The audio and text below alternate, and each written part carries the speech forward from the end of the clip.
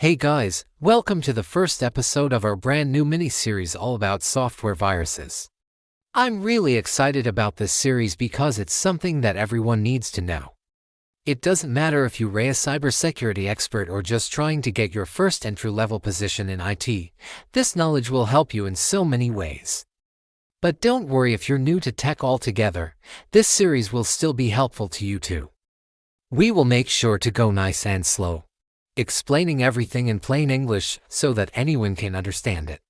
And best of all, it's completely free. So sit back and enjoy. In this first episode, we'll cover what a software virus is, the different types of software viruses, and how they work.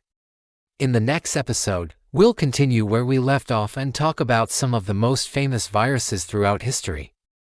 And in the third and final episode, we'll wrap it all up by talking about how you can defend yourself against software viruses. So let's jump right in and start talking about viruses. First things first, what is a software virus? Well, a software virus is simply a type of malicious program that can copy itself and spread to other computers, causing damage along the way. To understand this, let's use a real-life example.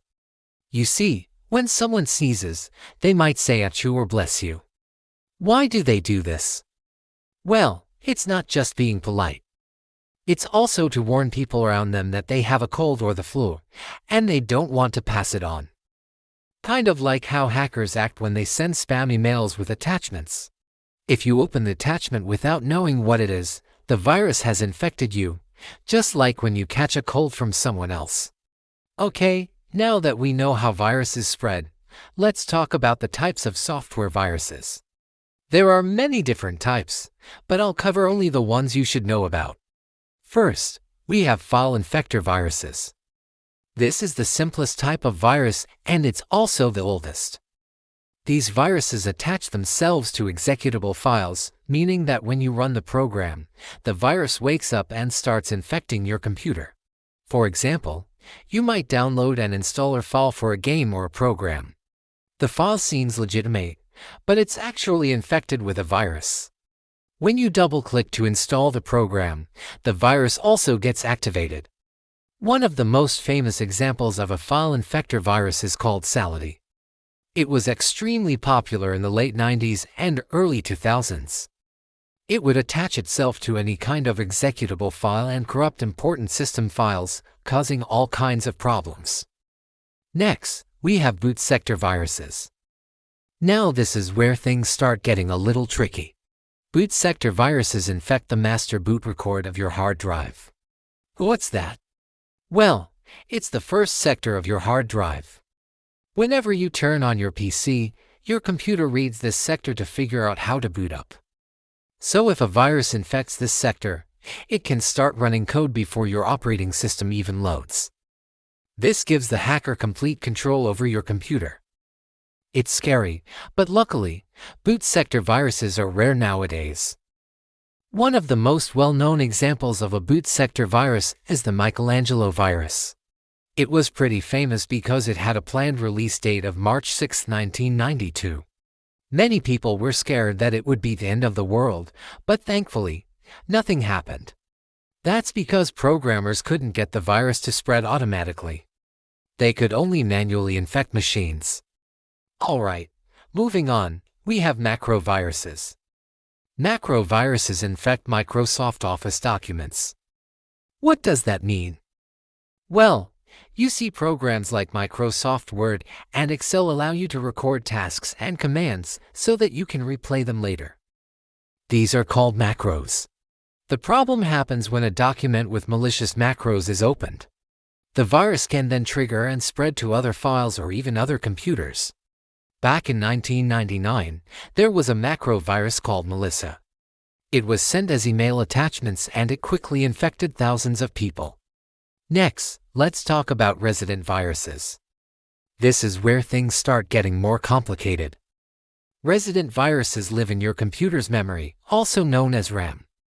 Now here's the crazy thing.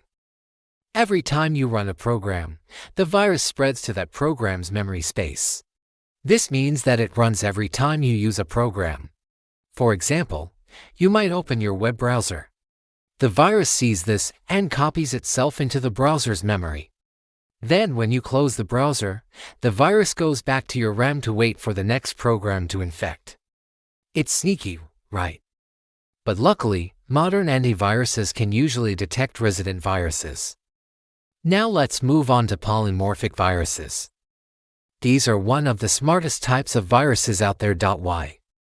Well, every time they infect a file, they change their code.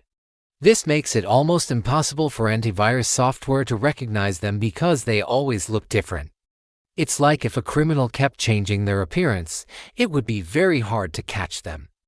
One famous example of a polymorphic virus is called Stormworm. It was created in 2007 and it caused chaos worldwide. It could spread through multiple ways, including email and instant messaging.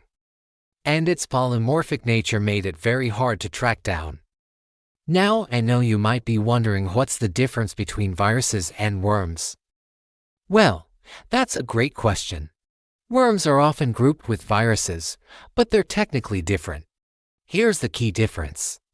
Worms don't need a host file. They can spread on their own across networks. Think of it like this. A virus needs a person to infect. They need to trick someone into clicking something or opening a file. But a worm is more like a parasite.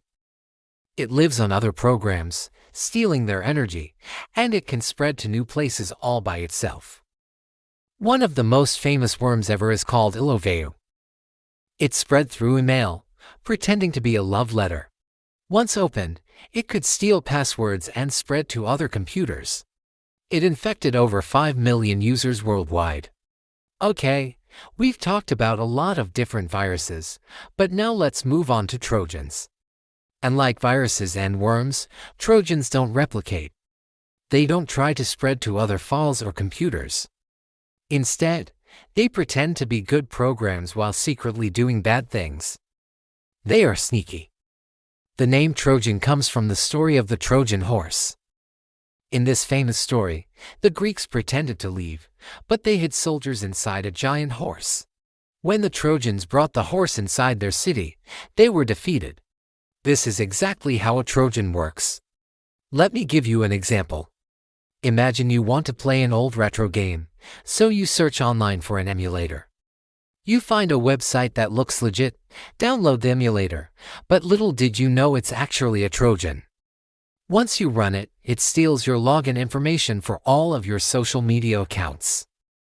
That's why it's super important to be careful when downloading anything from the internet. Okay, now let's talk about one of the scariest types of viruses out there, ransomware. Ransomware is basically when a virus locks your files and demands a ransom to unlock them again. It's like a digital kidnapping. Usually the ransom is demanded in cryptocurrency because it's hard to track. It's very scary because it can happen to anyone. One of the most famous ransomware attacks was called WannaCry. Back in 2017, it infected over 300,000 computers in over 150 countries. It hit hospitals, banks, and even big companies like Nissan and FedEx. It spread so fast because it could self-replicate using the Eternal Blue exploit. This exploit allowed it to hack into computers through a vulnerability in Windows. Now let's move on to rootkits. Rootkits are considered the most advanced type of virus. They are stealthy, and they aim to control your entire system. They dig deep into your operating system to hide malicious activities. This means they can be very hard to detect. Imagine a spy living in your house and sending information back to their boss. That's kind of like how a rootkit works. One of the most notorious rootkits is called Stuxnet. It was developed by the US and Israel to attack Iranian nuclear facilities. It targeted specific industrial control systems. While it wasn't designed to spread, it still managed to infect more than 100 countries. Well, folks, that's it for today's episode. We covered a lot of ground, but we're just getting started. Make sure to stay tuned for more episodes. And if you enjoyed this video, please give us a thumbs up. Thank you for joining us, and we'll see you in the next one.